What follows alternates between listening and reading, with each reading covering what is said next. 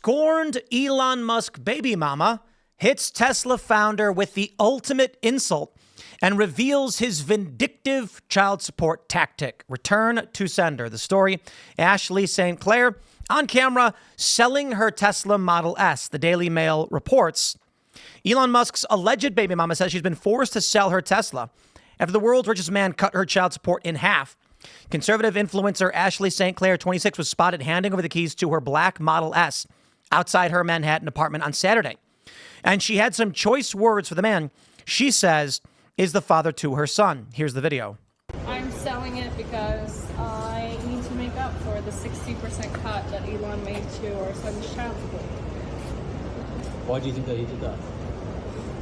That's a great question for him. You feel like he was sort of like vindictive against you in some way? Yeah, that's his modus operandi when women speak out. When was the last time that you spoke to him or tried to speak to him? February 13th. But he's just not responding to you at all. How would you characterize sort of the way that he's going about you can check the stops. I'm not the only one who's cleaning up after his messes. We're not going to get you. And here is the video of the Tesla Model S being loaded onto a Carvana and being sold.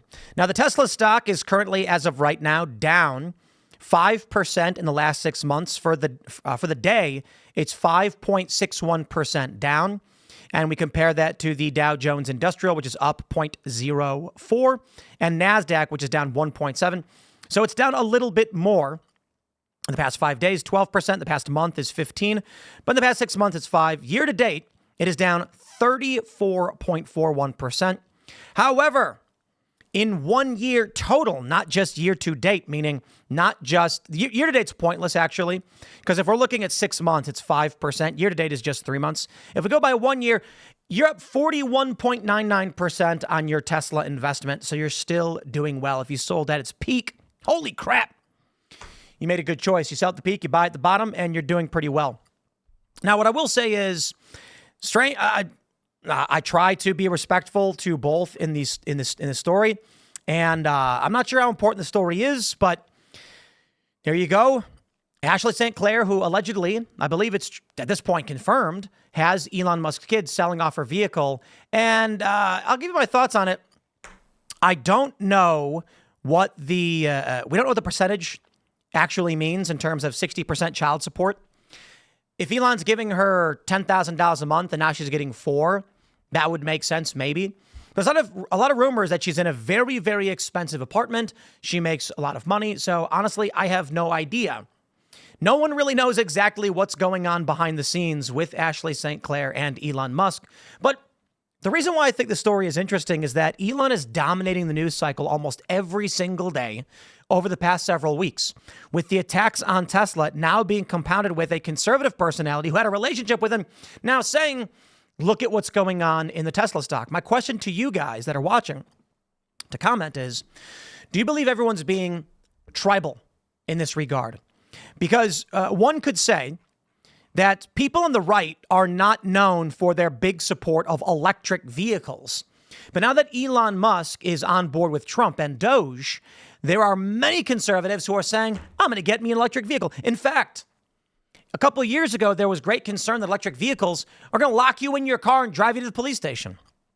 The scenario for future electric cars is that you're in your car driving, a warrant gets issued for your arrest, the car then enters police lockdown mode and begins to auto drive to the nearest police station. And you can't do anything about it. The car won't stop. The doors won't open. That's the fear of self-driving electric cars.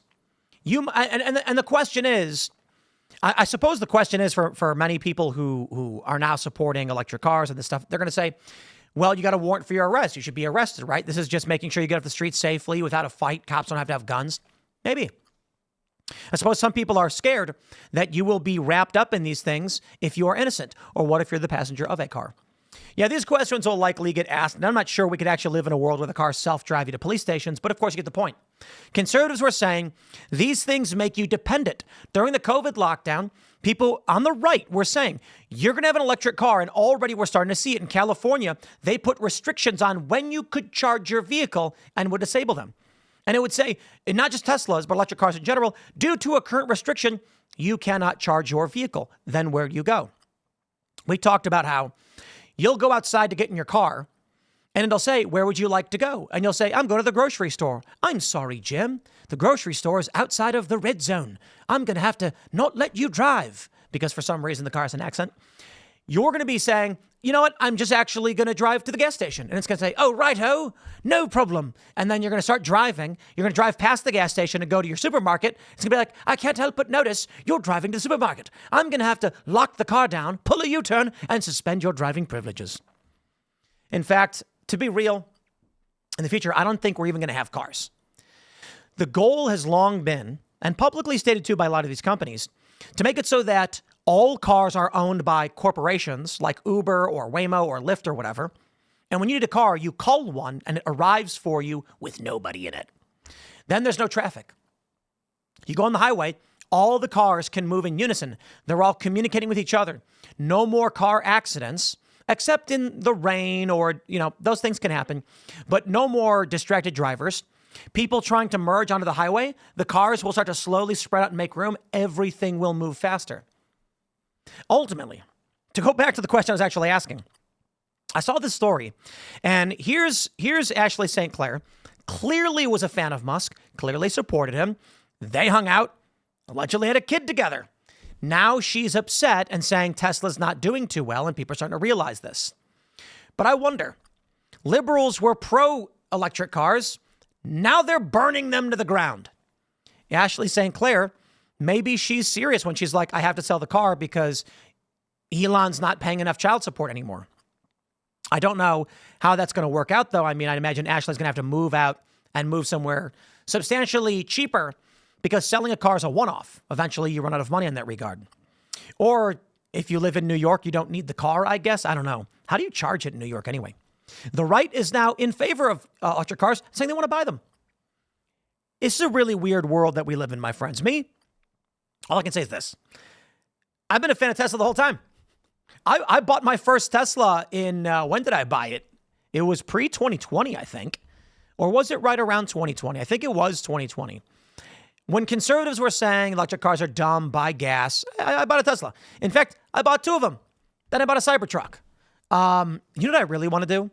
The next time they protest at a Tesla dealership, I'm buying another one.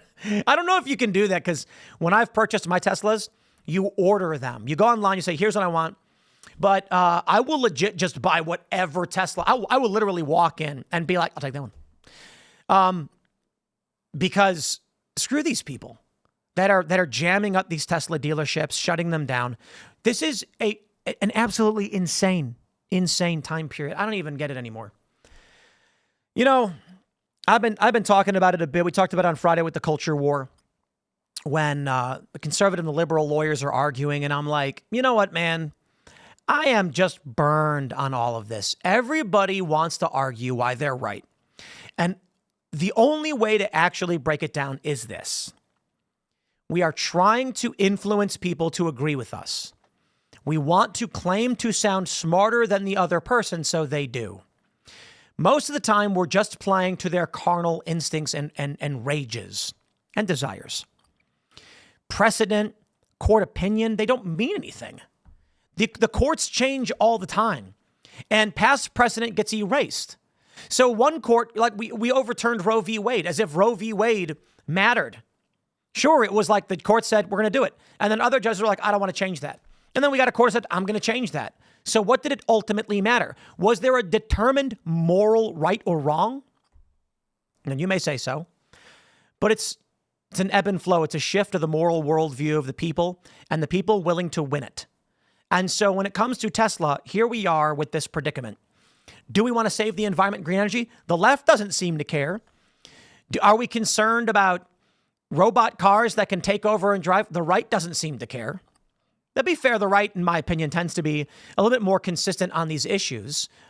And the people who are buying them don't really care all that much. My recommendation, I've got a Honda Accord and I got a Tesla. I got a Model S. The electric car is for driving to the grocery store and back, and the Honda is for driving to the city or further because gas is much, much easier to fill up. Super quick, right? I'm just saying. In the story about Ashley St. Clair, I do find it interesting that she is now speaking like the left speaks about Tesla, where the right denies this. So the question is, I mean, you can argue, I think it's fairly obvious that she's just scorned, so she's going to be anti-Tesla. The question is it actually just tribal? In which case, man, I'd say largely, of course. Me, I'm going to use what works. I will say, though, it's nuts that I have concerns now about taking my own car out with my family, with my baby, because psychopaths might do us harm. What a weird world, my friends. Whatever. Stay tuned. We got more segments coming up. Follow me on X and Instagram at Timcast. Buy some coffee at Cast Brew, and we'll see y'all then.